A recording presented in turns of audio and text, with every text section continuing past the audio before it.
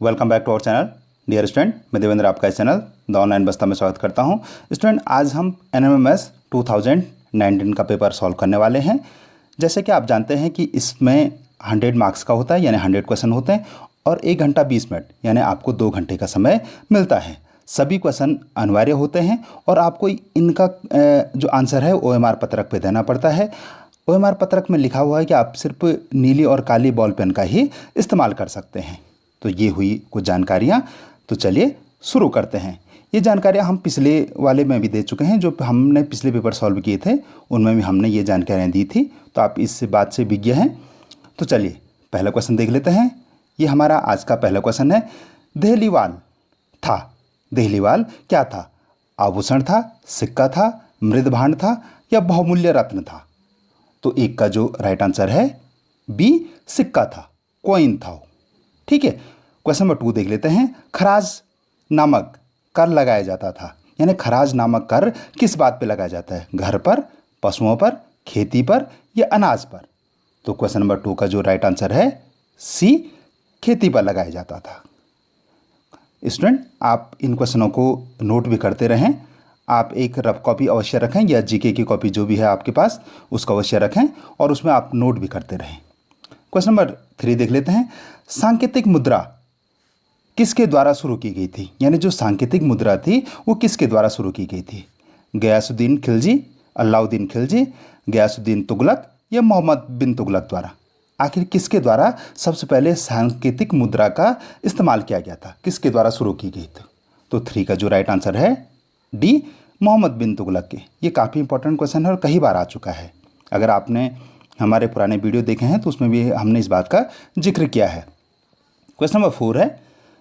1526 में पानीपत में बाबर द्वारा किसे पराजित किया गया था? यानी बाबर और किसके बीच में युद्ध हुआ था और बाबर ने किसे पराजित किया था? तो हमारे पास ऑप्शन है राणा सांगा, शेरशाह सूरी, इब्राहिम लोदी, फिरोज शाह लोदी। तो 4 का जो राइट आंसर है सी, इब्राहिम लोदी। यानी पानीपत का जो प्रथम युद्ध हुआ था वो इब्राहिम लोदी और बाबर के बीच में हुआ था। द्वितीय युद्ध किसके बीच में हुआ था और तृतीय युद्ध किसके बीच में हुआ था पानीपत का? ये आप कमेंट सेक्शन में बताएंगे हमको।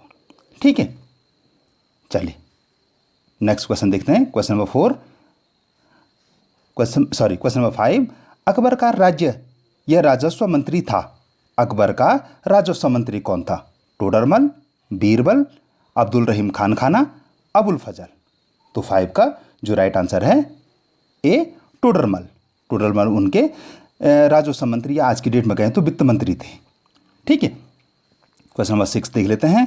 क्वेश्चन नंबर 6 है, मैं साफ कर लेता हूँ। क्वेश्चन नंबर 6 है। अबुल फजल द्वारा लिखित पुस्तक का नाम है? अबुल फजल जो उस समय के राइटर थे, उन्होंने कौन सी पुस्तक लिखी थी? बाबरनामा, अकबरनामा, जहांगीरनामा या शाहजहांनामा? तो उनके द्वारा कौन सी पुस्तक लिखी गई थी? अगर आपको आ गया तो आप कमेंट सेक्शन में बताएं और नहीं आया तो इसका जो राइट आंसर है बी, अबुल फजल ने अकबरनामा लिखी थी। चलिए क्वेश्चन नंबर 7 देख लेते हैं हम। क्वेश्चन नंबर 7 ये कॉलम ए से कॉलम बी के साथ मिलान वाला है।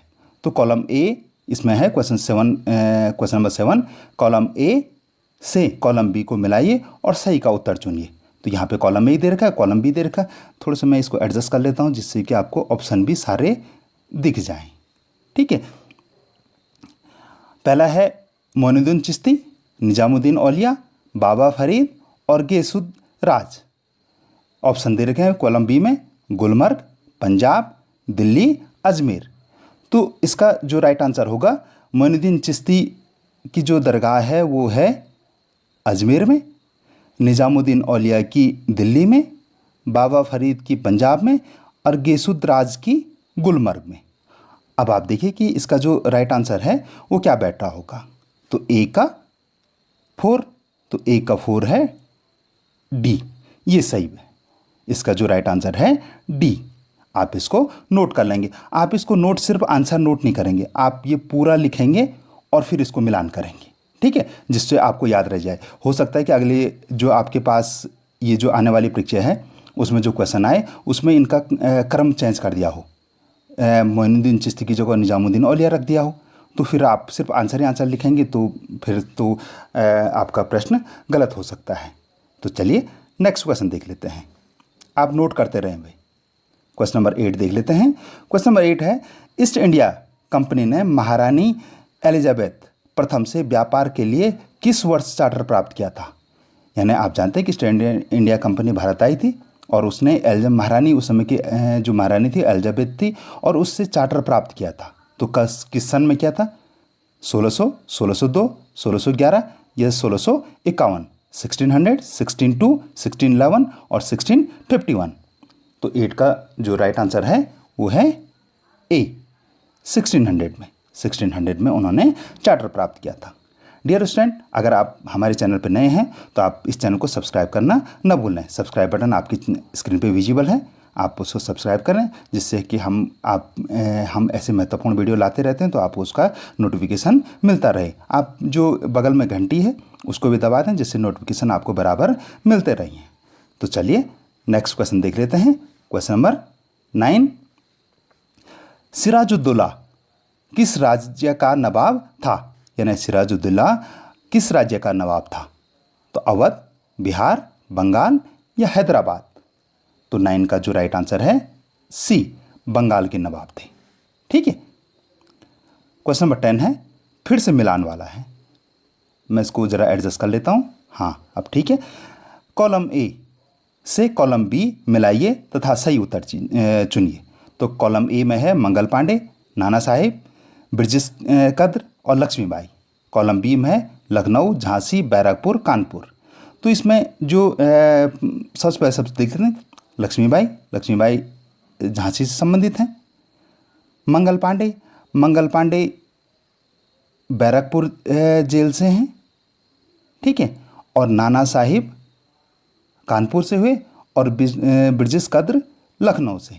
तो आप देख लीजिए कि ए का जो राइट आंसर है 10 का राइट आंसर होगा बी वाला, कि ए का बैरकपुर हो रहा है। मंगल पांडे बैरकपुर से संबंधित है, मंगल पांडे हैं बैरकपुर से संबंधित, तो ए का थर्ड।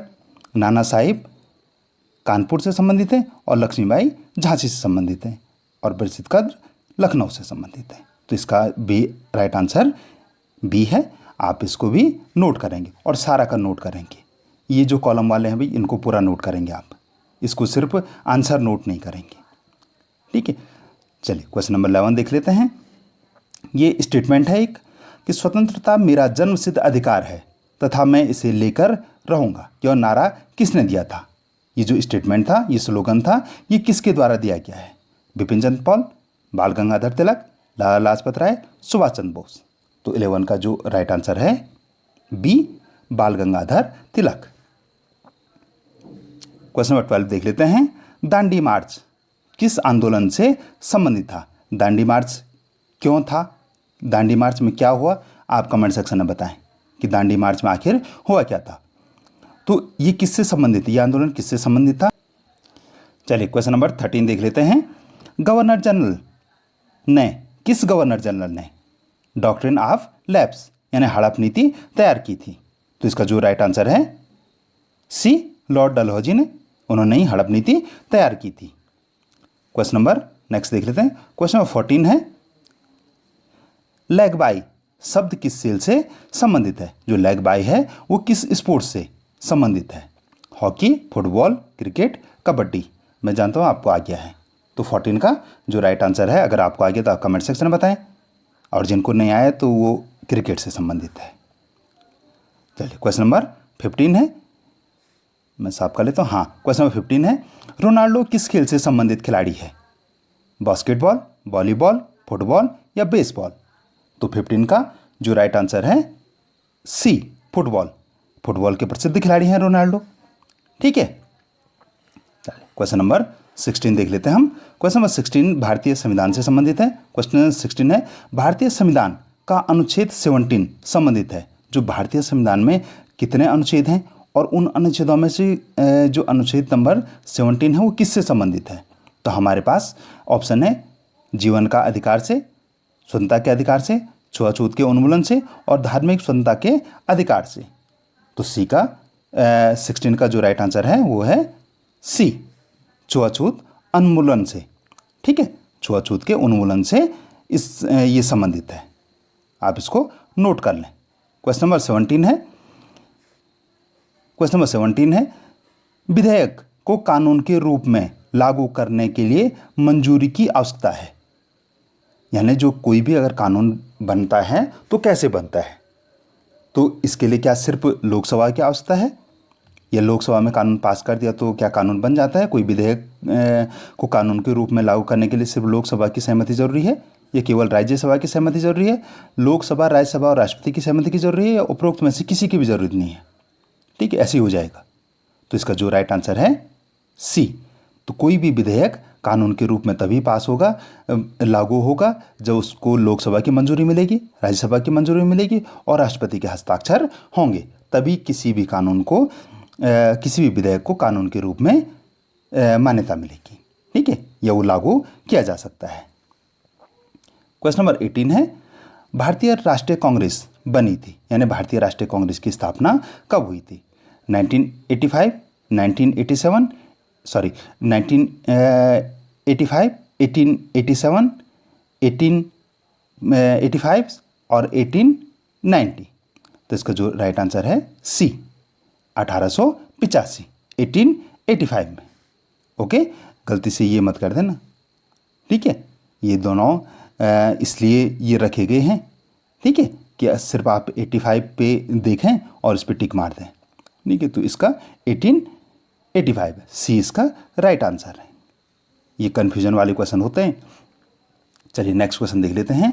क्वेश्चन नंबर 19, यदि कोई राजनीतिक दल भारत में केंद्र सरकार बनाना चाहता है तो उसे बहुमत चाहिए। यानी कोई जो भी दल है, पॉलिटिकल पार्टी है, वो केंद्र में सरकार बनाना चाहती है, तो उसको कहाँ बहुमत होना चाहिए? लोकसभा में, राज्यसभा में, विधानसभा में या विधान परिषद में?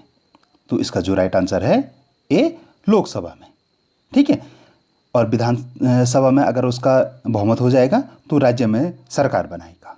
ठीक है, राज्य में, किसी भी राज्य में सरकार बनाने के लिए विधानसभा में बहुमत होना आवश्यक है, और केंद्र में सरकार बनाने के लिए लोकसभा में बहुमत होना आवश्यक है। ठीक है, क्वेश्चन नंबर 20 देख लेते हैं। लोकसभा का कार्यकाल होता है 5 वर्ष, 4 वर्ष, 6 वर्ष या 7 वर्ष? तो इसका जो राइट आंसर है 5 वर्ष। क्या किसी का कार्यकाल 6 वर्ष भी होता है? आप कमेंट सेक्शन में बताएंगे। तो इसका अगर नहीं पता है तो जो राज्यसभा का कार्यकाल होता है, राज्यसभा के जो सदस्यों का कार्यकाल है वो 6 वर्ष का होता है। ठीक है, लेकिन वो डिसॉल्व कभी नहीं होती है। चलिए क्वेश्चन नंबर 21 देख लेते हैं। लोगों का समूह जो कानूनों को लागू करने और शासन चलाने के लिए जवाबदेह होता है कहलाता है। यानी जो कानूनों को चलाने के लिए या शासन चलाने के लिए जवाबदेह होता है वो क्या कहलाता है? कार्यपालिका, विधायिका, न्यायपालिका या संसद? तो 21 का जो राइट आंसर है वो है कार्यपालिका। ठीक है, कार्यपालिका ही शासन चलाने और जवाबदेह होता है। ठीक है, क्वेश्चन नंबर 22, निम्नलिखित में से लोकतंत्र का एक मुख्य स्तंभ नहीं है। यानी लोकतंत्र के स्तंभ माने गए, 4 स्तंभ माने गए हैं, तो कौन सा प्रमुख नहीं है? एक तो स्तंभ हो गया कार्यपालिका, न्यायपालिका, विधायिका और इसमें प्रेस, चौथा स्तंभ हो गया। तो कौन सा नहीं है इसमें? चुनाव आयोग। इसका जो राइट आंसर होगा वो होगा चुनाव आयोग एक मुख्य स्तंभ नहीं है। तो 22 का राइट आंसर है। प्रेस को चौथा स्तंभ माना गया है। ठीक है, चलिए, इसलिए प्रेस की काफ़ी इंपॉर्टेंस हो जाती है। क्वेश्चन 23, उत्तराखंड के वर्तमान राज्यपाल कौन है? डॉक्टर के पॉल, श्री सुदर्शन अग्रवाल, बेबी रानी मौर्य, उपरोक्त में से कोई नहीं। क्योंकि आज की डेट में देखें, आज जब मैं इस वीडियो को रिकॉर्ड कर रहा हूं तब देखें तो तब के लिए तो ये वाला आंसर होगा कि आज कोई भी नहीं है। ठीक है, इनमें से, उपरोक्त में से कोई भी नहीं है। लेकिन ये पेपर हम 2019 का पेपर सॉल्व कर रहे हैं और तब उत्तराखंड की राज्यपाल श्रीमती बेबी रानी मौर्य थी। ठीक है, तो उस समय ये इसका जो राइट आंसर होगा 2019 में ये पेपर हुआ था, तो तब बेबी रानी मौर्य राज्यपाल थी। ठीक है, चलिए क्वेश्चन नंबर 27 देख लेते हैं, और ये एक फिर से मिलान का है कि कॉलम ए को कॉलम बी से सुमेलित कीजिए और सही विकल्प चुनिए। तो इसमें हमारे पास कॉलम ए में है नागरिक अधिकार आंदोलन, Ruqaiya Hussain, जे.एल. Baird, Om Prakash Valmiki. Option B में है जूठन, टेलीविज़न, रोजा पार्क, सुल्ताना का सपना। पहले जब थोड़ा मैं इसको थोड़ा सा सेट कर लेता हूँ जिससे ऑप्शन भी हमको दिख जाएं। अब ठीक है, तो जो नागरिक अधिकार आंदोलन हैं वो रोजा पार्क से संबंधित हैं। ठीक है, जो रुकैया हुसैन है वो सुल्ताना का सपना, जे.एल. बेयर्ड आप जानते हैं टेलीविज़न से संबंधित हैं, और ओम प्रकाश वाल्मीकि जूठन से संबंधित हैं। तो ये किसका हो रहा है? 4 का ए, यानी 2 में हो रहा 4 का ए। ठीक है, और ए का सी, सिर्फ इसमें हो रहा है ये, तो यानी C, option C is right answer. ठीक है, लेकिन आप पूरा लिखेंगे भाई, ये सिर्फ इन ऑप्शन पे नहीं रहेंगे बल्कि आप पूरा का पूरा लिखेंगे। ओके, चलिए नेक्स्ट क्वेश्चन की तरफ बढ़ते हैं। क्वेश्चन नंबर 28, भूकंप किससे मापा जाता है? बैरोमीटर, सिस्मोग्राफ, हाइग्रोमीटर या नैनोमीटर से? तो 28 का जो राइट आंसर है वो है बी, सिस्मोग्राफ, या उसको भूकंप मापी यंत्र भी कह सकते हैं। अगर हिंदी में आएगा तो ऐसा आएगा, लेकिन अगर इसमें इंग्लिश में आएगा तो सिस्मोग्राफ ही कहेंगे उसको। ठीक है, क्वेश्चन नंबर 29 देख लेते हैं। क्वेश्चन नंबर 29 है वायुमंडल में ऑक्सीजन की मात्रा कितने प्रतिशत होती है? ऑक्सीजन की, O2 ऑक्सीजन की मात्रा कितने प्रतिशत है वायुमंडल में? 30%, 35, 21, 25। तो ये आसान क्वेश्चन था। इसका राइट आंसर सी, 21%। चलिए क्वेश्चन नंबर 30 देख लेते हैं। क्वेश्चन नंबर 30 है भूमंडलीय तापन का कारण नहीं है। जो ग्लोबल वार्मिंग हो रही है ना, उसका कारण नहीं है। कारखाने, परिवहन, वनोन्मूलन या वृक्षारोपण। तो इसके इन तीनों से तो तापमान बढ़ ही रहा है। एक वृक्षारोपण ही है जिससे तापमान क्या होगा? घटेगा। तो ये कारण नहीं है। तो इसका जो राइट आंसर होगा डी होगा। ठीक है, plantation is right answer. Okay, चलिए क्वेश्चन नंबर 31 देख लेते हैं। आप इनको नोट भी करते रहें, सिर्फ आप सुने ही ना।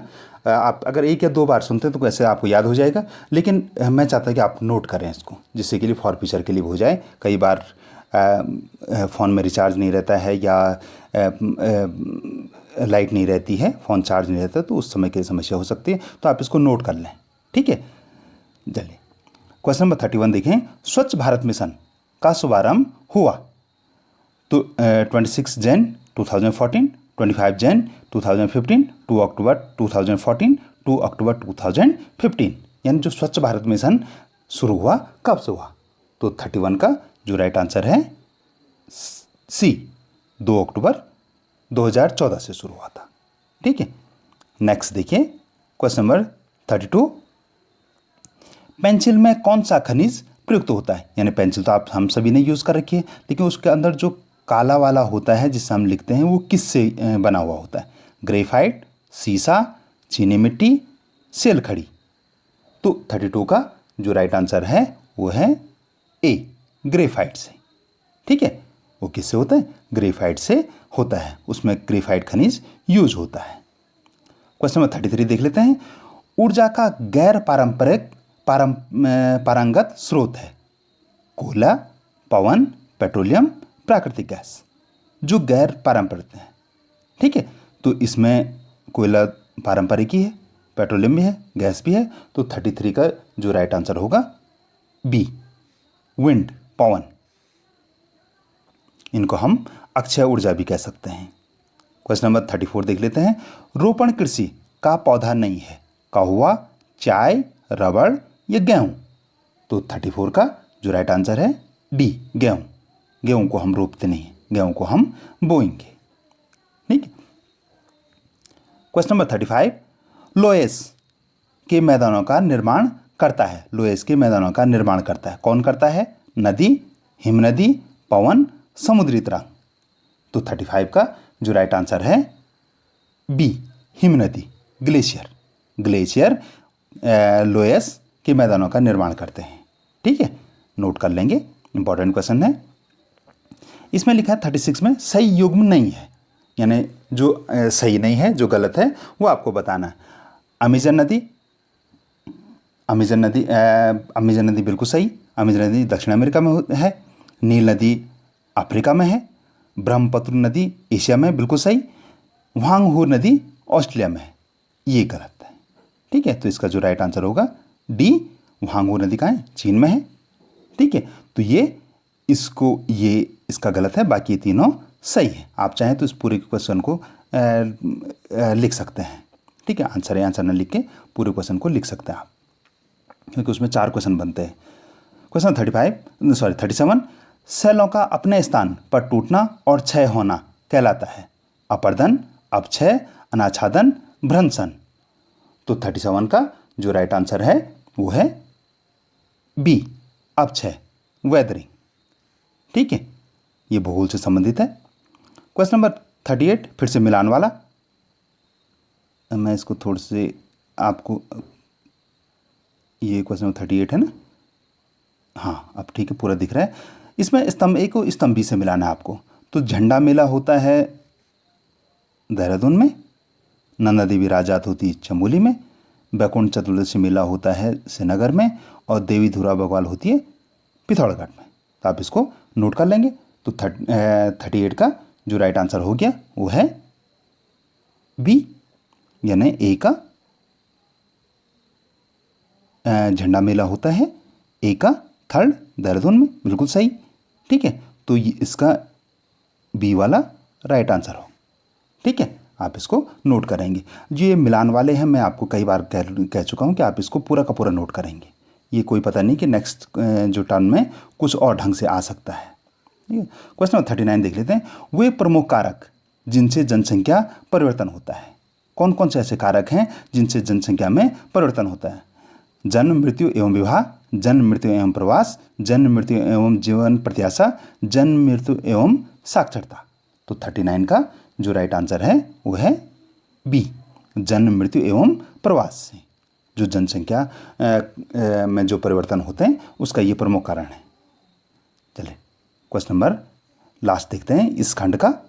ठीक है, जैसे आप जानते हैं कि इसमें 3 खंड होते हैं। ठीक है, पहले खंड में समाज विज्ञान से संबंधित, दूसरे खंड में मैथ से संबंधित, और तीसरे में साइंस से। पहले खंड में 40 क्वेश्चन, और साइंस वाले में भी 40 क्वेश्चन, और मैथ के 20 क्वेश्चन होते हैं। इस प्रकार 100 क्वेश्चन 100 मार्क्स के, और 1 घंटा 20 मिनट यानी 120 मिनट यानी 2 घंटे का पेपर होता है। ठीक है, तो हम समाज विज्ञान का अंतिम प्रश्न देखते हैं, 40 वाला। उत्तराखंड का मिनी स्विट्जरलैंड किसे कहा जाता है? मसूरी, भीमताल, कौसानी, द्वारहाट। तो 40 का जो राइट आंसर है सी, कौसानी को। तो फ्रेंड, ये था हमारे समाज विज्ञान का ऑप्शन। ठीक है, इसमें हमने 40 क्वेश्चन दिए। आपने, आशा है कि आपने नोट किए होंगे। अगर आपको किसी भी क्वेश्चन में कन्फ्यूज़न है तो आप कमेंट सेक्शन में हमको बता सकते हैं, हम उस क्वेश्चन को वहाँ क्लियर करेंगे। ठीक है, अगर अभी भी आपने हमारे चैनल को सब्सक्राइब नहीं किया तो आप चैनल को सब्सक्राइब कर दें, अवश्य करें, और अपने दोस्तों से भी इसको शेयर करें। तो चलिए अब हम मैथ्स का देखते हैं। ये मैथ्स का पहला प्रश्न और 41 वाला प्रश्न। चित्र में यदि a बराबर 40 डिग्री तब b का मान होगा। आप इसमें देखें, एक रेखा है, रेखा पे कोण बने हुए हैं। ठीक है, a का मान 40 दे रखा है। ठीक है, तो इसका राइट आंसर क्या होगा? इसमें ऑप्शन दे रखे 20 डिग्री, 24 डिग्री, 36 डिग्री, 120 डिग्री। तो 41 का जो राइट आंसर है वो है ए, 20 डिग्री, 20 डिग्री। चलिए, इसका हम सिर्फ आपको इसका आंसर नहीं बताएंगे बल्कि पूरा हम सॉल्यूशन भी बताते हैं। जैसे आप जानते हैं कि हमारे वीडियो में सिर्फ क्वेश्चनों का आंसर नहीं मिलते हैं, बल्कि मैथ्स से संबंधित जो भी प्रश्न होते हैं उनका पूरा सॉल्यूशन भी रहता है। तो इसका जो सॉल्यूशन है, आप प्रश्न को देख सकते हैं एक बार, फिर आंसर देखें। तो हम देख सकते हैं कि 5b व 5a एक रेखीय कोण है। ठीक है, एक रेखीय कोण है। ठीक है, ये बना सही नहीं, आप फिर से क्वेश्चन देख रहे हैं, और उसमें a = 40 डिग्री है। तो इसको हम ऐसे सॉल्व कर सकते हैं, 5b + 2a बराबर 180 डिग्री। अब ये 180 डिग्री कहाँ से है? आप जानते हैं कि रेखा पे बने हुए कोण का मान क्या होता है? 180 डिग्री होता है। ठीक है, तो इसलिए ये 180 डिग्री इसलिए आया।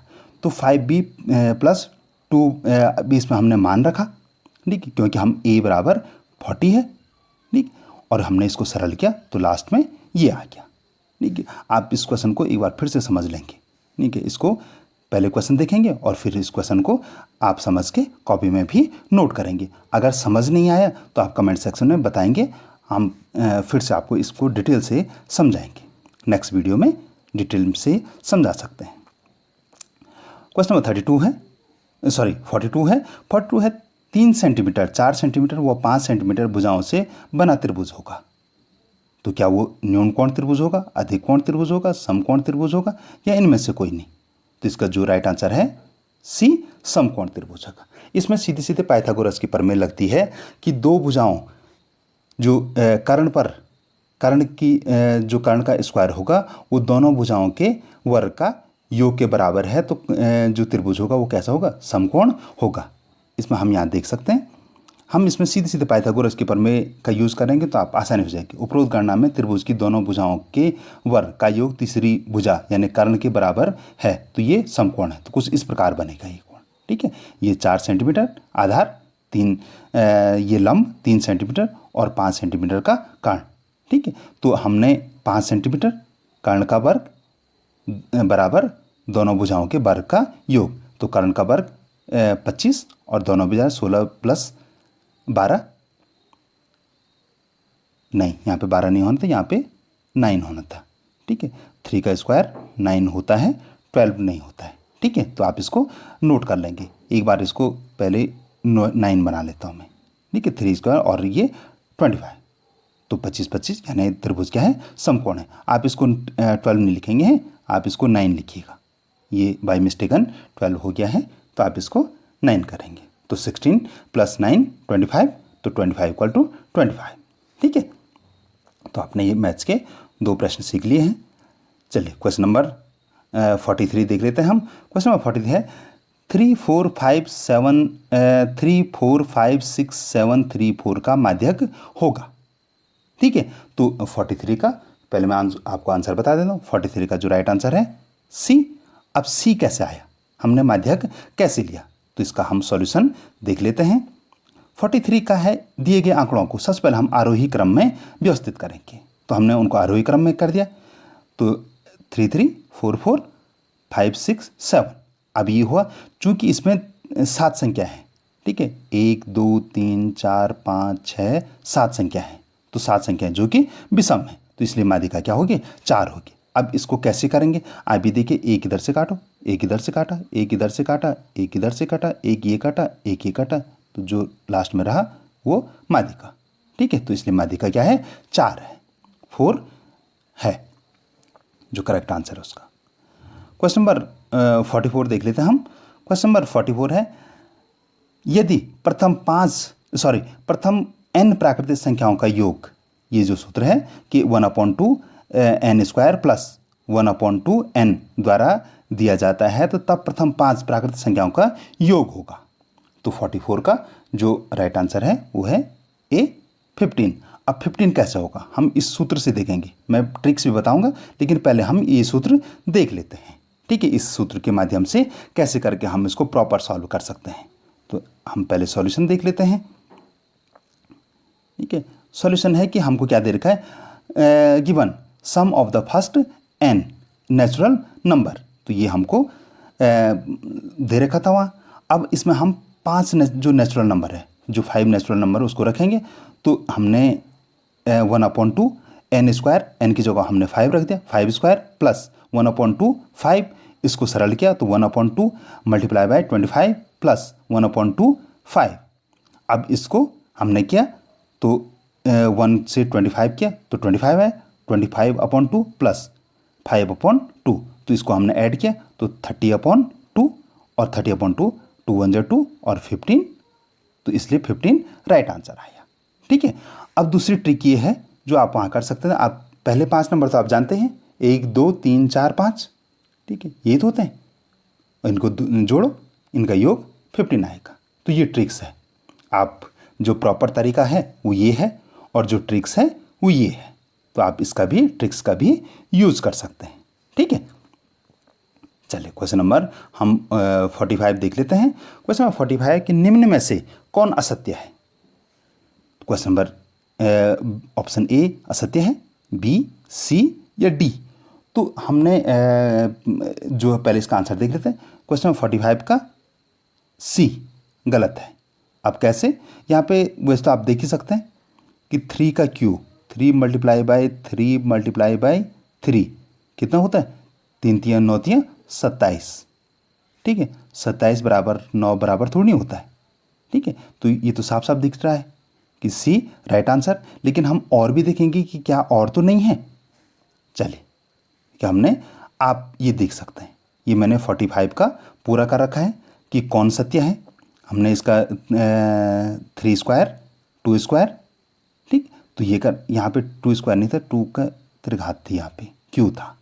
ठीक है, तो ये सत्य है, ये भी सत्य है, ये असत्य है और ये भी लास्ट वाला सत्य है। अब आप देख सकते हैं कि ये हमने ये कर रखा है। ठीक है, आपको प्रत्येक ऑप्शन का पता लग गया कि ये कौन कैसा है, कौन सत्य है और कौन असत्य है। ठीक है, आपको पूरा पूरा मिल गया है। चलिए नेक्स्ट क्वेश्चन देख लेते हैं हम। Question number 46। क्वेश्चन नंबर 46 है, त्रिभुज पी क्यू आर में यदि पी क्यू बराबर क्यू आर और कोण क्यू बराबर 100 डिग्री है तो तब कोण आर का मान होगा। तो 46 का पहले मैं राइट आंसर बता देता हूँ आपको। 46 का जो राइट आंसर होगा वो है ए। अब ए कैसे आया देख लेते हैं। ये है जो वहाँ दे रखा है, तो उसके प्रकार उस हिसाब से एक ऐसा त्रिभुज बन सकता है। तो इसमें हमको जो दिया है, तो त्रिभुज पी क्यू आर दे रखा है और जिसमें बताया गया कि पी क्यू बराबर क्यू आर। ठीक है, पी क्यू बराबर क्यू आर, यानी ये और ये वाला बराबर है और कोण क्यू बराबर 100 डिग्री है। और तो हमने मान लिया कि कोण पी बराबर क्या है, एक्स है। ठीक है, कोण हम पी ले सकते हैं, आर ले सकते हैं, उसके बराबर एक्स है और कोण आर बराबर भी एक्स है, क्योंकि सम्मुख समान भुजाएं सम्मुख कोण के बराबर होती हैं। ठीक है, यानी ये कोण और ये कोण बराबर होगा। ठीक है, और फिर हमने कोण पी, कोण क्यू, कोण आर बराबर 180 डिग्री। 180 डिग्री कैसे लिखे, क्योंकि आप जानते हैं कि त्रिभुज के तीनों अंतों कोणों का योग क्या होता है, 180 डिग्री होता है। तो इसलिए हमने यहाँ पे 180 डिग्री लिखा। ठीक है, 180 डिग्री ये हुआ। अब चूंकि हमारे पास कोण क्यू दे रखा है, तो x plus 100 degree plus x equal to 100, 2x plus 100 बराबर 180 डिग्री, 2x बराबर 180 माइनस 100 बराबर 80 डिग्री। तो x बराबर होगा 80/2, 80/2 यानी 40 डिग्री ये आया। ठीक है, आई होप कि आपको ये वाला क्वेश्चन समझ में आ गया होगा। ठीक है, समझ में आया तो आप कमेंट सेक्शन में बताएं, यस करके लिखेंगे। नहीं आया तो आप प्रश्न डाल के पूछेंगे कि ये समझ में नहीं आया। ठीक है, चलिए क्वेश्चन नंबर 47 देख लेते हैं। क्वेश्चन नंबर 47 है कि निम्न में से किसका मान न्यूनतम होगा। तो 47 का जो राइट आंसर है वो ए, इसका मान सबसे कम होगा। आप ये बहुत सरल सा है, इसलिए मैंने इसका आंसर नहीं दे रखा है, आप इसको निकाल के देख सकते हैं। ठीक है, बहुत ईजी है, ए वाला राइट आंसर है। चलिए क्वेश्चन नंबर 48 देख लेते हैं। यदि एक वर्ग और एक आयत का क्षेत्रफल समान है, आप क्वेश्चन समझ लेंगे, वर्ग और आयत का जो क्षेत्रफल है वो समान है। वर्ग की एक भुजा 40 सेंटीमीटर है, तो यानी हम एक वर्ग लेते हैं। आप वर्ग जानते हैं कि वर्ग किसके कहते हैं हम, जिसकी चारों भुजाएं समान हो। यानी अगर ये 40 सेंटीमीटर है तो बाकी भुजाएं भी 40 हैं। ठीक है, आयत की चौड़ाई 25 सेंटीमीटर हो तब उसकी लंबाई क्या होगी। अब आयत जानते हैं कि आयत किसे कहते हैं, जिसकी दो भुजाएं समान होंगी। अब इसमें जो चौड़ाई है वो 25 सेंटीमीटर है, तो इसकी जो लंबाई है वो क्या होगी। ठीक है, ये तो 25 है तो ये भी 25, लेकिन ये और ये वाली भुजा हमको निकालनी है। तो 48 का मैं पहले राइट आंसर बता देता हूँ। 48 का जो राइट आंसर है बी, 64 सेंटीमीटर। अब 64 कैसे आया देख लेते हैं। ठीक है, इसका हमने सॉल्यूशन भी दे रखा है, कंप्लीट सॉल्यूशन है, आप इसको देख सकते हैं। तो दिया गया है, दिया क्या है, वर्ग की एक भुजा 40 सेंटीमीटर। हम वर्ग का क्षेत्रफल निकालेंगे। तो वर्ग का क्षेत्रफल आप जानते हैं कि भुजा का वर्ग यानी 40 गुणा 40 यानी 1600 सेंटीमीटर, 1600 सेंटीमीटर हुआ। फिर हमको दे रखा है, क्या दिया है, आयत की चौड़ाई 25 सेंटीमीटर। तो आयत का क्षेत्रफल आप जानते हैं कि लंबाई गुणा गया चौड़ाई, तो यानी लंबाई तो हमको दे ही नहीं रखी, तो चौड़ाई 25 सेंटीमीटर, 25 सेंटीमीटर दिया है। वर्ग का क्षेत्रफल बराबर आयत का क्षेत्रफल, ये हमको प्रश्न में दे रखे हैं। ये जो मैंने जहाँ जहाँ दिया है लिखा है, ये प्रश्न में दे रखे हैं कि वर्ग का क्षेत्रफल बराबर आयत का क्षेत्रफल। तो वर्ग का क्षेत्रफल यहाँ देख लीजिए 1600 सेंटीमीटर, 1600 सेंटीमीटर ये है। और आयत का क्षेत्रफल क्या है, लंबाई गुणा गया 25 सेंटीमीटर, तो लंबाई गुणा गया 25 सेंटीमीटर। ठीक है, अब हमको लंबाई निकालनी है। ठीक है, चूँकि ये है तो इसलिए लंबाई बराबर 1600 बटे 25। अब इसको काटेंगे तो 64 सेंटीमीटर आंसर आएगा। क्या आपको ये प्रश्न समझ में आया तो कमेंट सेक्शन में बताएं, नहीं आया तब भी बताएं। क्वेश्चन नंबर 49 देख लेते हैं हम। यदि सुहाना एक सोफा सेट को 9,600 रुपये में बेचकर 20% लाभ कमाती है, तब सोफा सेट का क्रय मूल्य क्या है। आपको क्या निकालना है, इसका क्रय मूल्य। ठीक है, कॉस्ट प्राइस निकालनी है आपको, सीपी। ठीक है, सेलिंग प्राइस तो आपको मिल गई, लाभ का परसेंटेज भी मिल गया, आपको सीपी निकालना है। तो 49 का जो राइट आंसर है वो है ए, 8,000। अब 8,000 कैसे निकला ये देख लीजिए, मैंने पूरी प्रोसेस दे रखी है, आप यहाँ से आराम से समझ सकते हैं। जो माना क्रय मूल्य है, जो सीपी है, हमने माना है कि क्रय मूल्य 100 रुपये है। अगर उसको 20% लाभ के पे बेचा गया तो 20 रुपये। अब विक्रय मूल्य क्या हो जाएगा, 100 धन 20 बराबर 120 रुपये। अब यदि विक्रय मूल्य क्या है 9,600 रुपये है, तो क्रय मूल्य क्या होगा, 100 बटे 120 गुणा गया 9,600, तो आंसर आया 8,000। ठीक है, तो ये इसका राइट आंसर होगा। ठीक है, तो आप इसको भी नोट कर लेंगे। पहले अगर समझ में नहीं आया तो आप वीडियो को पॉज करें और फिर से प्रत्येक क्वेश्चन को देखें।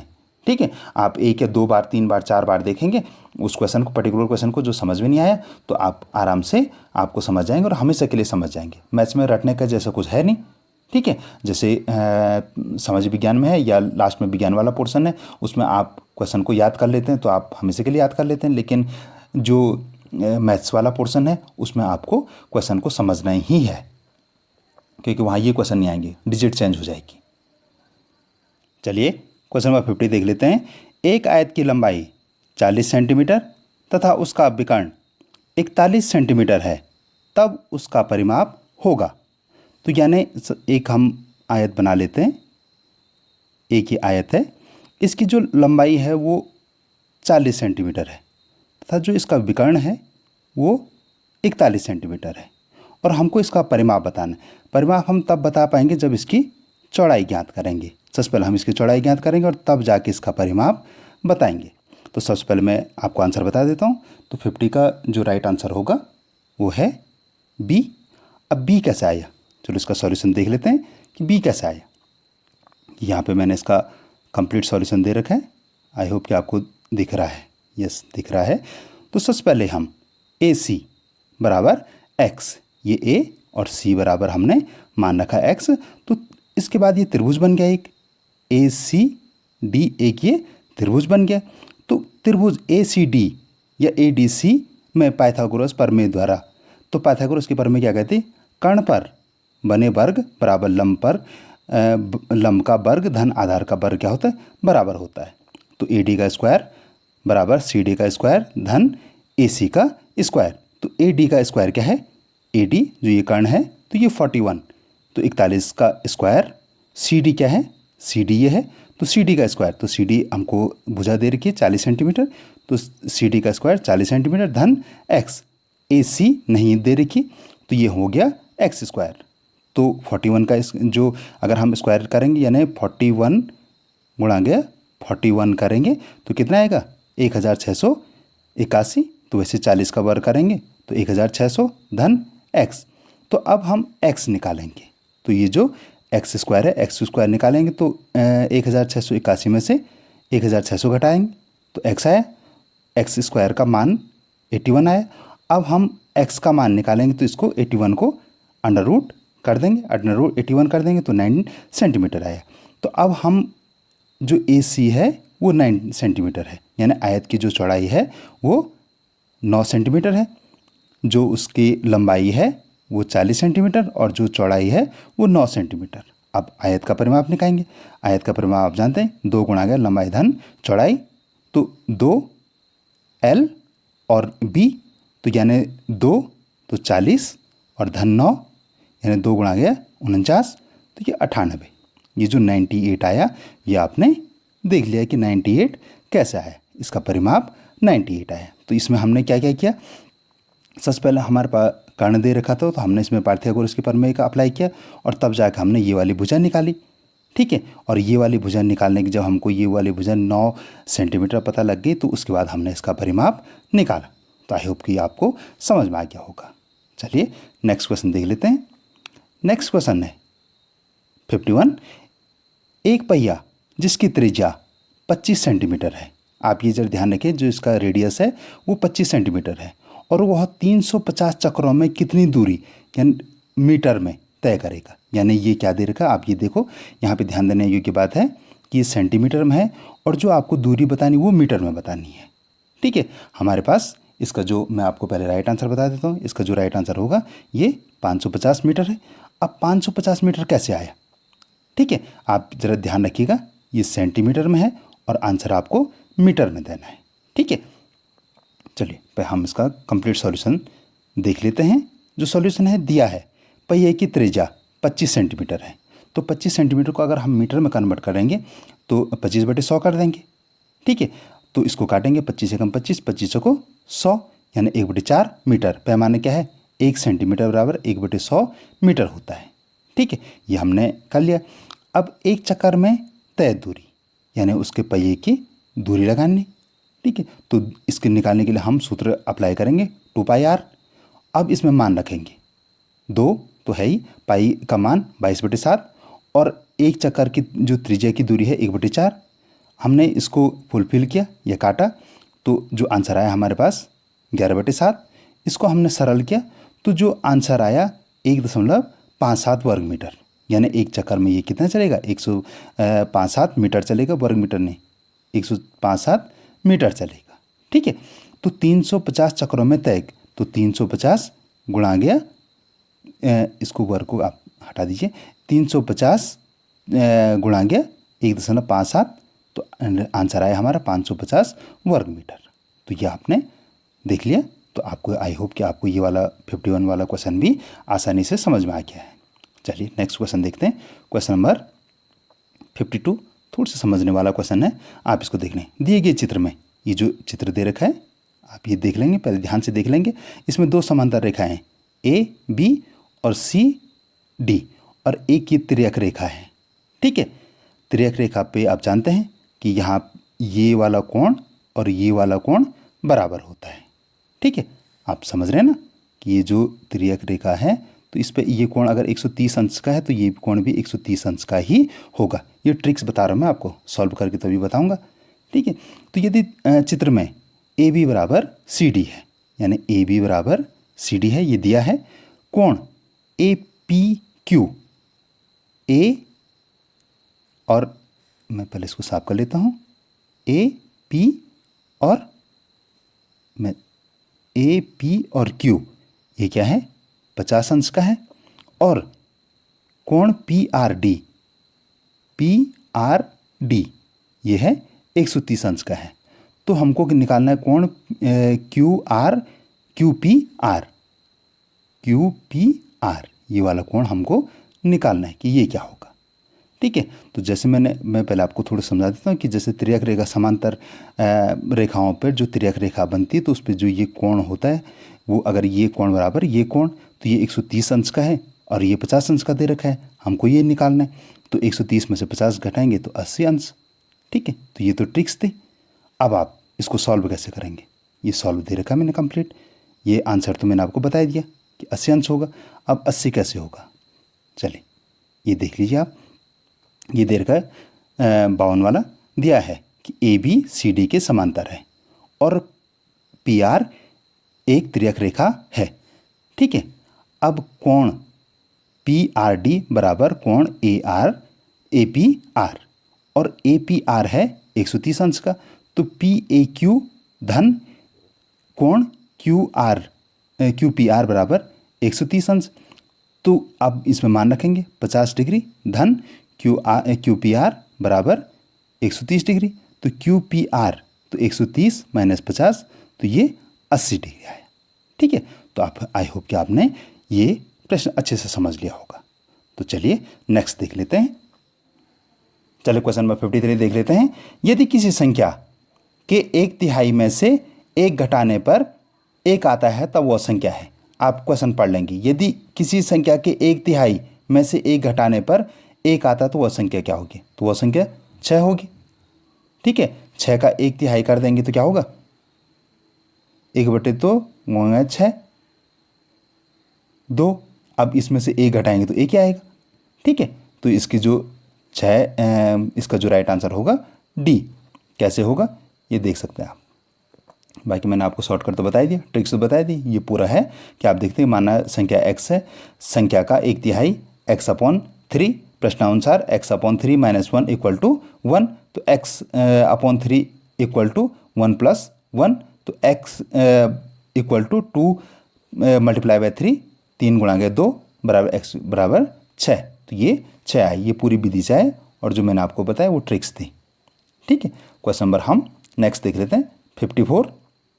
क्वेश्चन नंबर 54 है 21, 21, 23, 25, 27 और 29 का बराबर होगा, यानी इनके योग के बराबर होगा। तो 4 का क्यू यानी 4 की त्रिघात, 5 की त्रिघात, 6 की त्रिघात या 7 की त्रिघात। तो इसका तो मैं बता दिया आपको। तो 54 का जो राइट आंसर है वो है बी, 5 की त्रिघात। अगर आप इनको जोड़ेंगे तो ये क्या है? ये इसका मान आएगा 125। तो 5 की त्रिघात 5 गुणा गया 5 गुणा गया 5, गलत हो गया, 5 गुणा गया 5 गुणा गया 5 बराबर 125। अब इसको हम ऐसे भी लिख सकते हैं। ठीक है, तो ये 54 का राइट आंसर हो गया। वैसे ये भी दे रखा मैं, ठीक, यहाँ पे स्क्वायर हो गया, स्क्वायर नहीं, ये जो स्क्वायर नहीं, ये 5 की त्रिघात है। ठीक है, चलिए क्वेश्चन 58 देख सकते हैं। इसका आपको मानक रूप लिखना है, तो हम इसको दूसरे ढंग से कैसे लिख सकते हैं? तो 55 का जो राइट आंसर है वो है ए। हम इसको ऐसे लिख सकते हैं, a × 10 की पावर -8। ठीक है, तो ये लिख सकते हैं हम इसको। क्वेश्चन 56 है समपंचभुज के प्रत्येक अंतःकोण का मान होगा, यानी ये देख लीजिए आप, समपंचभुज है कि प्रत्येक अंतःकोण का मान क्या होगा। हमारे पास ऑप्शन है 108 डिग्री, 109 डिग्री, 110 डिग्री, 111 डिग्री। तो 56 का जो राइट आंसर है वो ए, 108 डिग्री। अब 108 कैसे निकला देख लेते हैं हम। ठीक है, 108 के लिए ये है जो पूरी फॉर्मेलिटी है, या पूरी जो प्रोसेस है, विधि है, वो ये है। पंचभुज के प्रत्येक आंतरिक कोण को निकालने का सूत्र क्या होता है? ये होता है। ठीक है, तो यहाँ n = क्या है? 5 भुजाएं हैं। अब सूत्र में मान रखेंगे तो लास्ट में 108 डिग्री निकल जाएगा। तो आप इस पूरे प्रोसेस को समझ लेंगे, देख लेंगे और अपनी कॉपी में भी नोट करेंगे। क्वेश्चन नंबर 57 देख लेते हैं। 25,000 रुपये का 3 वर्ष का साधारण ब्याज 2,250 रुपये है, तो ब्याज की दर क्या होगी? आपको यहाँ ब्याज की दर निकालनी है। ठीक है, 2%, 3%, 4% या 5%। तो 57 का जो राइट आंसर है बी, 3% होगी। अब 3% कैसे होगी देख लेते हैं। सूत्र ये है, मैंने आपको हिंदी और इंग्लिश में दोनों में दे रखा है। R = SI × 100 upon P × T, यानी ब्याज दर, साधारण ब्याज गुणा गया 100 बटे मूलधन गुणा गया समय। तो आप इसको पैमाने में रखेंगे, लास्ट में आप देंगे आंसर ये आएगा आपको। ठीक है, तो आप इसको रख देंगे क्योंकि ये सरल है। आप अगर समझ में नहीं आए तो आप कमेंट सेक्शन में बताएंगे, मैं वहाँ समझा दूंगा आपको।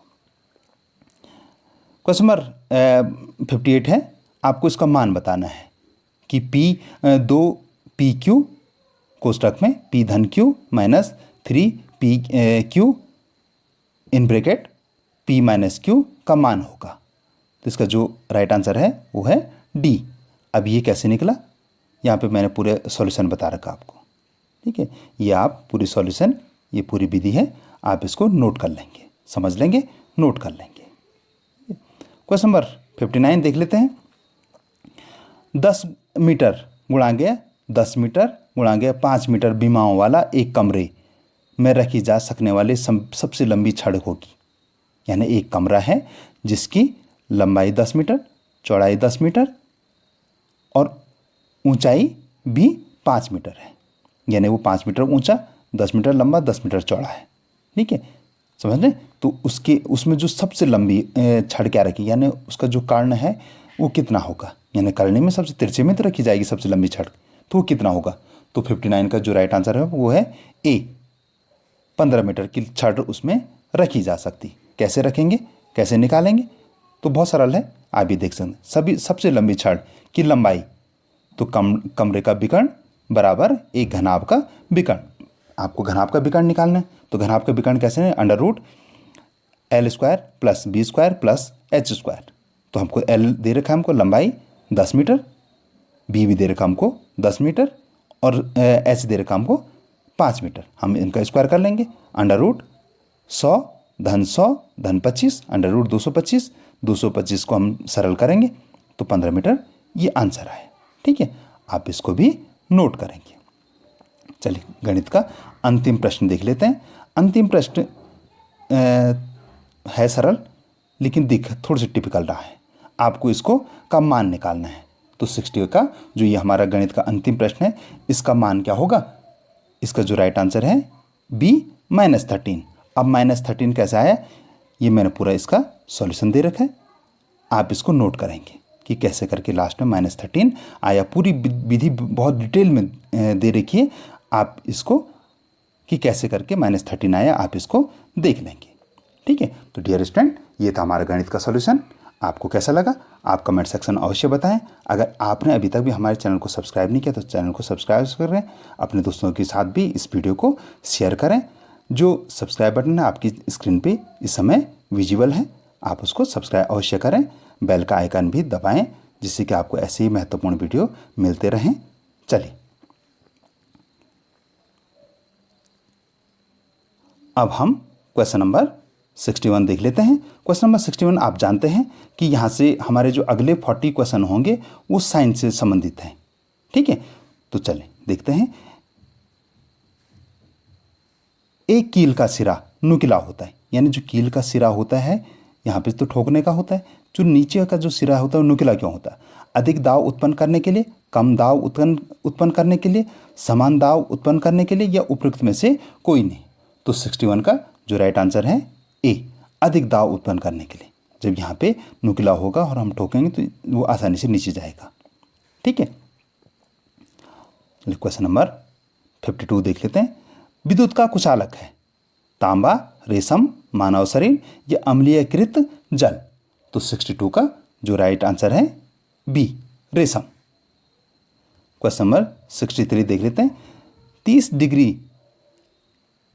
डिग्री सेल्सियस के 1 लीटर जल को 50 डिग्री सेल्सियस के 1 लीटर जल के साथ मिलाया गया तो मिश्रण का तापमान होगा 80 डिग्री, 50 डिग्री से अधिक और 80 डिग्री से कम, 20 डिग्री, 30 डिग्री से अधिक तथा 50 डिग्री के बीच में। तो 63 का जो राइट आंसर होगा वो होगा डी। अगर हम 30 डिग्री के जल को 50 लीटर में मिला देंगे, 1 लीटर जल 1 लीटर ये, तो ये 30 और 50 के बीच का कुछ होगा, ठीक है। तो इसलिए जो राइट आंसर है वो D, between 30 degree Celsius and 50 degree Celsius. Question 64 देख लेते हैं। पानी से भरे एक बर्तन में निम्नलिखित में से कौन सा कथन पानी के दबाव के बारे में सही है। यानी जो हमारे पास बिंदु दे रखे हैं ए, बी, सी। तो इसका जो 64 का जो राइट आंसर होगा, 64 का राइट आंसर डी होगा, ठीक है। आप इसको सीधे ही नोट कर लेंगे, क्योंकि जो नेक्स्ट क्वेश्चन आएगा वो कुछ और प्रकार से आएगा। 65 का ये है, जब हवा ठंडी होती तो उसका घनत्व, जब ये इंपॉर्टेंट क्वेश्चन है, तो ये हवा जब ठंडी होती तो उसका घनत्व क्या होता है, बढ़ जाता है, घट जाता है, कोई परिवर्तन नहीं होता है, या उपयुक्त में से कोई भी जो ऑप्शन है वो सही नहीं है। तो 65 का जो राइट आंसर है वो है ए, बढ़ जाता है। एक जेट विमान द्वारा उत्पादित ध्वनि बहुत उच्च त्वरत्व की है। ठीक है, जो जेड पे मान आता है उसकी जो आवाज़ आती है बहुत तेज आती है, तो क्यों आती है वो? तो इसमें हमारे पास ऑप्शन है उच्च आयाम के कारण, उच्च आवर्तकाल के कारण, उच्च आवृत्ति के कारण, उच्च तरंग वेग के कारण।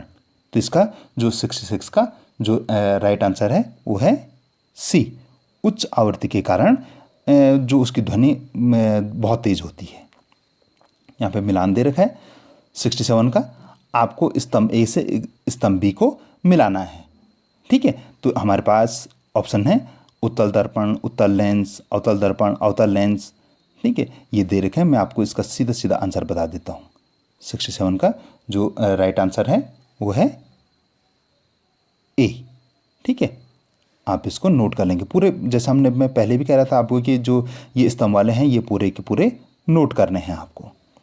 क्वेश्चन 68, यदि यूरेनस तथा नेपच्यून के बीच एक नया ग्रह खोजा गया तो इसका परिक्रमण काल होगा। आप जानते हैं सूरज के जो ग्रह हैं उनके बारे में जानते हैं, तो अगर इसके यूरेनस और नेपच्यून के बीच में खोजा गया तो उसका परिक्रमण काल क्या है, यानी सूरज के जो चक्कर लगाए वो कितने टाइम में लगाएगा? नेपच्यून से कम होगा, नेपच्यून से अधिक होगा, नेपच्यून तथा यूरेनस के बराबर होगा, ये यूरेनस से कम होगा। तो 68 का जो राइट आंसर है ए, नेपच्यून से कम होगा। 69, सामान्य नेत्र के लिए स्पष्ट दृष्टि की न्यूनतम दूरी है। जो सामान्य नेत्र है उसकी जो स्पष्ट दृष्टि की न्यूनतम दूरी क्या है? 20 सेंटीमीटर, 30 सेंटीमीटर, 25, 27। तो 69 का जो राइट आंसर है वो है सी, 25 सेंटीमीटर। क्वेश्चन नंबर 70, प्रकाश के अपने घटक रंगों में विभक्त होने को कहते हैं ध्रुवण, विवर्तन, व्यतिकरण या विक्षेपण। तो 70 का जो राइट आंसर है वो है डी, विक्षेपण। क्वेश्चन नंबर 71 देख लेते हैं। 24 घंटे वाली घड़ी में 00 का अर्थ होता है, यानी 00 कब बजते हैं उसमें? दोपहर 12 बजे, मध्य रात्रि 12 बजे, ए या बी दोनों, या इनमें से कोई नहीं। तो 71 का जो राइट आंसर है वो है मध्य रात्रि को उसमें 00 बजते हैं और उसके बाद 1, 2, 3 का और ऐसे करके आगे चलती रहती है। ठीक है, क्वेश्चन नंबर 72, निम्नलिखित में से कौन सा संपर्क बल है? पेशीय बल, चुंबकीय बल, स्थिर वैद्युत बल या गुरुत्वाकर्षण बल? तो 72 का जो राइट आंसर है जो संपर्क बल है वो है पेशीय बल। ठीक है, क्वेश्चन नंबर 73, विद्युत परिपथ को क्षति तथा संभावित आग से सुरक्षा प्रदान करने वाली सुरक्षा युक्ति है बैटरी, विद्युत धारा, फ्यूज या चुंबक। यानी कभी बाय द शॉर्ट सर्किट हो गया या वोल्टेज ज़्यादा आएगी तो कौन सा उसको सेफ्टी देगा? तो इसका जो राइट आंसर है सी, फ्यूज। चलिए क्वेश्चन नंबर 74 देख लेते हैं। हाँ, अब इसका ऑप्शन भी दिख रहे हैं।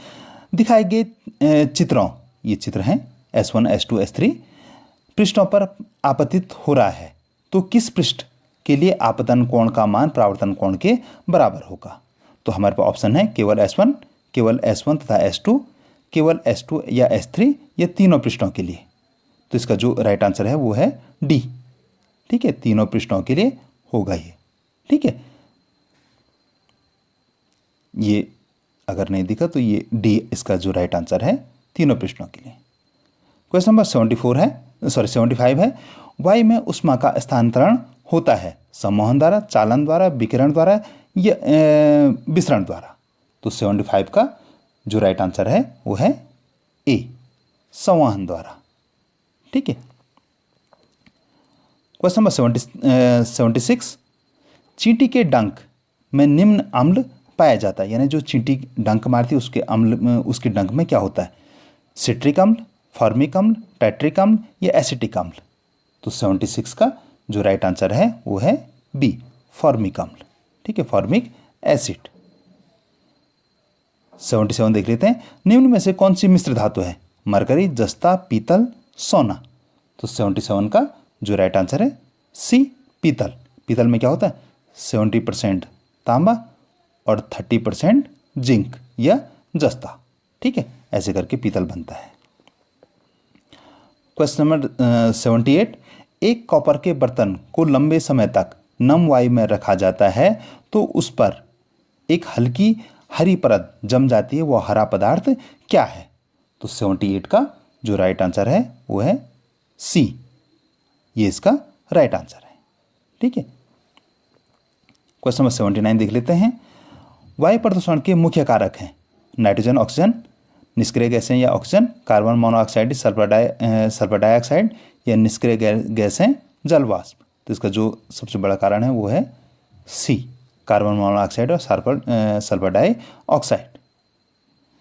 क्वेश्चन नंबर 80 है, चूने के पानी में कार्बन डाइऑक्साइड गैस यानी CO2 प्रवाहित करने से चूने के पानी का रंग हो जाएगा नारंगी, दुधिया, काला या गुलाबी। तो इसका जो राइट आंसर है बी, मिल्की हो जाएगा।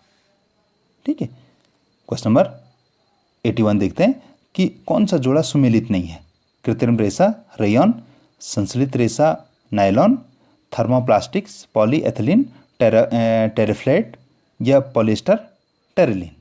तो 81 का जो गलत है वो है सी, बाकी ये सब सही है। कृत्रिम रेशे को रेयन कहते हैं, संश्लित रेशे को नायलॉन कहते हैं, पॉलिएस्टर को टेरिलीन कहते हैं। ठीक है, सिर्फ यही है जो थर्मोप्लास्टिक या थर्मोकोल इससे नहीं बनता है। क्वेश्चन नंबर 82 देख लेते हैं, निम्न में से कौन सा असत्य है? कोक कार्बन का लगभग शुद्ध रूप है, मिट्टी का तेल एक जीवाश्म ईंधन है, जीवाश्म ईंधन समाप्त न होने वाला प्राकृतिक साधन है, नेफ्थलीन बॉल कोल तार से प्राप्त होती। तो इसका तो सीधे सीधे ये है सी, 82 का जीवाश्म ईंधन कभी समाप्त नहीं होगा, जीवाश्म ईंधन समाप्त हो ही जाएगा, अक्षय ऊर्जा तो नहीं है वो। ठीक है, रिन्यूएबल एनर्जी भी नहीं है। क्वेश्चन नंबर 83, दी गई रासायनिक अभिक्रिया में कौन सा परिवर्तन है? ये जो आपको रासायनिक अभिक्रिया दे रखी है इसमें कौन सा परिवर्तन है? रासायनिक परिवर्तन, भौतिक परिवर्तन, भौतिक एवं रासायनिक परिवर्तन या कोई परिवर्तन नहीं। तो 83 का जो राइट आंसर है वो है सी, भौतिक एवं रासायनिक परिवर्तन। क्वेश्चन नंबर 84, निम्न में से कौन सा पेट्रोलियम उत्पाद नहीं है? तो पैराफिन फोम, स्नेहक तेल, द्रविड़, पेट्रोलियम गैस LPG या कोल तार। तो 84 का जो राइट आंसर है डी, कोल तार।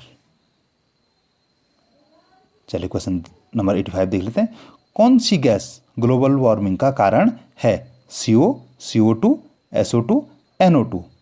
तो 85 का जो राइट आंसर है वो है बी, CO2। क्वेश्चन नंबर 86, मृदा की अम्लीयता को उपचारित किया जाता है अम्ल मिलाकर, लवण मिलाकर, अधिक मात्रा में जल मिलाकर या क्षार मिलाकर। तो 86 का जो राइट आंसर है वो है डी, अगर उसमें ज़्यादा अम्लीयता होगी तो उसमें क्षार मिला देंगे, लाइम चूना वगैरह मिला देंगे, जिससे वो उसकी जो अम्लीयता है वो उपचारित हो जाएगी। क्वेश्चन नंबर 87, पानी में किशमिश फूलने की प्रक्रिया है, यानी हम पानी में किशमिश डालते हैं तो वो फूल जाती है, तो उस प्रक्रिया को क्या कहते हैं हम? विसरण, परासरण, प्रतिलोम परासरण या अधिशोषण। तो 87 का जो राइट आंसर है वो है बी, परासरण, ऑस्मोसिस। ठीक है, 88, काला सोना कहा जाता है कोल तार को, ग्रेफाइट को, पेट्रोलियम को या इनमें से कोई नहीं। तो 88 का जो राइट आंसर है सी, पेट्रोलियम को। 89, निम्न में से कौन सर्वहारी जीव है? बकरी, गाय, शेर या मनुष्य। तो बकरी घासी घास खाती, गाय भी घासी घास खाती, शेर मांसी मांस खाता, एक मनुष्य है वो जो सब्जी वगैरह भी खा लेता है और मांस भी खा लेता है। तो मनुष्य क्या है? सर्वहारी जीव है। क्वेश्चन नंबर 19, पित्तरस स्रावित होता है यकृत द्वारा, आमाशय द्वारा, छोटी आंत द्वारा या अग्नाशय द्वारा। तो पित्तरस कहाँ से होता है? लीवर से, यकृत द्वारा। ठीक है, चलिए क्वेश्चन नंबर 91 देख लेते हैं, शरीर के भीतर मौजूद कौन सी रक्त कोशिकाएं रोगाणुओं से लड़ने का कार्य करती है? लाल रक्त कोशिकाएं, श्वेत रक्त कोशिकाएं, प्लेटलेट्स या इनमें से कोई नहीं। तो 91 का जो राइट आंसर है वो है बी, श्वेत रक्त कोशिकाएं। ठीक है, क्वेश्चन नंबर 92, निम्न में से कौन सा खाद्य श्रृंखला का सही क्रम है? कीट, घास, नहीं, कीट को घास कहाँ खाएगी, ये सही नहीं है। घास, कीट, मेंढक, सर्प, चील। ठीक लग रहा है। मेंढक, कीट नहीं, मेंढक को कीट थोड़ी नहीं खाएगा। क्वेश्चन 88 वाला देख लेते हैं, 92 का 8 डी वाला देख लेते हैं। कीट, मेंढक और घास नहीं। तो इसका जो राइट आंसर है वो है बी। ठीक है, तो ये सही है। ये जो खाद्य श्रृंखला है ये बिल्कुल सही है। 93, निम्न में से किससे हाइड्रोक्लोरिक अम्ल स्रावित होता है? बड़ी आंत, यकृत, छोटी आंत या आमाशय? तो 93 का जो राइट आंसर है डी, स्टोमक, आमाशय से। क्वेश्चन 94, नर व मादा युग्मक के युग्मन की प्रक्रिया कहलाती है? निषेचन, परागण, बीज निर्माण या उपरोक्त में से कोई नहीं? तो 94 का जो राइट आंसर है वो है ए, निषेचन, फर्टिलाइजेशन। ठीक है। क्वेश्चन 95, 2,4D क्या है? गेहूं की किस्म, इंपॉर्टेंट क्वेश्चन है, आप इसको नोट कर लेंगे। गेहूं की किस्म है या खरपतवार नाशी है, गन्ने की नई प्रजाति है या बीज है? तो 95 का जो राइट आंसर है बी, खरपतवार नाशी है। ठीक है। वैसे आपने तो सारे क्वेश्चन नोट किए होंगे, मुझे आशा है कि आप सारे क्वेश्चन नोट कर रहे होंगे। ठीक है, अगर नोट नहीं कर पाए तो आप 2-3 बार सुनेंगे तो आपको याद हो जाएंगे। 96, निम्न में से कौन खरीफ की फसल नहीं है? धान, मूंगफली, कपास, गेहूं। ये तो बहुत आसान क्वेश्चन था, ये तो आपको आ गया है, गेहूं। चलिए क्वेश्चन नंबर 97 देख लेते हैं। निम्न में से कौन सा राष्ट्रीय उद्यान उत्तराखंड में है? राजाजी राष्ट्रीय उद्यान, काजीरंगा राष्ट्रीय उद्यान, मानस राष्ट्रीय उद्यान, रणथंभौर राष्ट्रीय उद्यान। तो 97 का जो राइट आंसर है ए, राजाजी राष्ट्रीय उद्यान। क्वेश्चन नंबर 98, वह कौन सी पुस्तक है जिसमें सभी संकटग्रस्त प्रजातियों का रिकॉर्ड रखा जाता है? Blue data book, black data book, red data book या ब्राउन डाटा बुक? तो 98 का जो राइट आंसर है सी, रेड डाटा बुक, या उसको रेड बुक भी कह देते हैं हम शॉर्टकट में। 99, मनुष्य में रक्त की कमी से कौन सा रोग होता है? इंपॉर्टेंट क्वेश्चन है। स्कर्वी, एनीमिया, कालाजार या उपरोक्त में से कोई नहीं? तो इसका जो राइट आंसर है बी, एनीमिया। यह हमारा आज का अंतिम प्रश्न होगा। स्तंभ 1 का स्तंभ बी से मिलान कीजिए और सही विकल्प चुनिए। रक्त परिवहन, रक्त का थक्का जमना, वाष्पो उत्सर्जन, जल का अवशोषण। तो जो रक्त का परिवहन करता है वो है सिरा। ठीक है, रक्त का थक्का प्लेटलेट्स। ठीक है, जल का वाष्पो उत्सर्जन करेगा। इसका जो राइट आंसर होगा 100 का, तो ए का बी, 100 का ए का बी, बिल्कुल ये होगा। ठीक है, 3 का डी और मूल रोम। ठीक है, तो ये अंतिम प्रश्न हुआ हमारा। डियर स्टूडेंट, ये आज का हमारा वीडियो था जिसमें कि हमने पूरे 100 क्वेश्चन सॉल्व किए। आपको कैसे लगा? अगर आपको इसी प्रकार के अन्य भी पिछले सालों के अगर सॉल्व चाहिए तो आप हमको कमेंट सेक्शन में बताएंगे। अगर अभी तक भी आपने हमारे चैनल को सब्सक्राइब नहीं किया तो आप चैनल को सब्सक्राइब करें, इस वीडियो को लाइक करें, अपने दोस्तों के साथ भी शेयर करें। अगर आप सोशल मीडिया प्लेटफॉर्म पे हैं, व्हाट्सएप, फेसबुक, इंस्टाग्राम इत्यादि पे हैं, तो आप वहाँ भी इस वीडियो के लिंक को शेयर कर सकते हैं। आपके उज्जवल भविष्य की शुभकामनाएं। आप अवश्य इस परीक्षा में सफल होंगे। धन्यवाद।